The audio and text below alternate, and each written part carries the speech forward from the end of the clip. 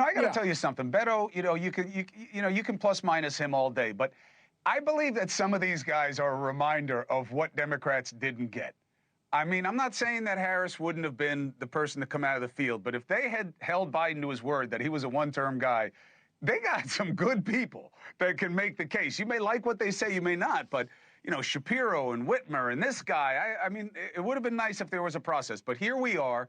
They're heading into their debate on Tuesday. All hype aside, does this debate matter and why? Of course. When Mr. O'Rourke said that Kamala Harris needs to be held to some specificity, word of the day, I went, well, how's that going to happen? So the two moderators, the ABC people, Muir and Lindsay Davis, they're going to ask questions that everybody knows are coming, including Donald Trump and Kamala Harris. And then Donald Trump and Kamala Harris will have rehearsed answers. And that's what's going to happen. And then the follow-up question is always the key, but they'll have rehearsed answer for the follow-up question. You're not going to get any specificity. So in order to define Kamala Harris, because she's not going to define herself, she had plenty of time to do that. She's not going to do it. All right, 2 months left before the vote. Donald Trump has to do that during the debate because the press isn't going to do it. They're rooting for the vice president. So who else is going to do it? It's only Trump. He's the only person in the world that can define Kamala Harris. Here's how you do it, Cuomo. Are you ready? Do you want to write a little of this down? Because this is Hold on. Brilliance coming your way. Okay? Go ahead. Here's how you do it.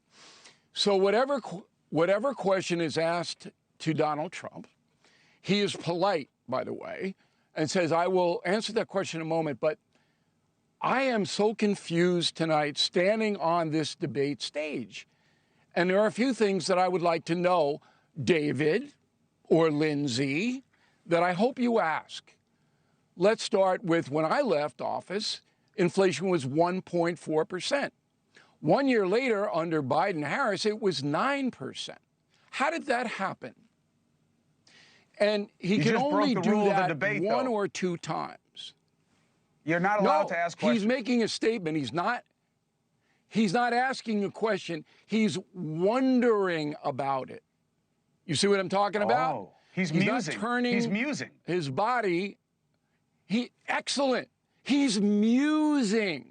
He's musing. About why the Biden, Kamala Harris administration opened the border, which led to colossal problems that are haunting the country. Why would you do that? I'm musing. I'm not asking. But maybe you might, David and Lindsay, maybe you, because you're allowed, might ask that question. That's what Trump has to do. If he does that, the whole thing turns around. It's simple. He doesn't have to attack personally. He doesn't have to use hyperbole.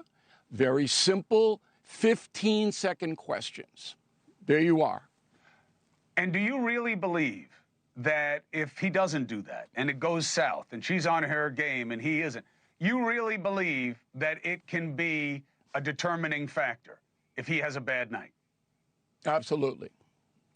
I had John McLaughlin, the internal pollster for Trump, on the No Spin News this week. And McLaughlin's an honest man.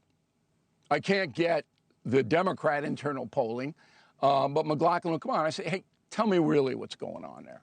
All right, not the USA Today poll or all of these.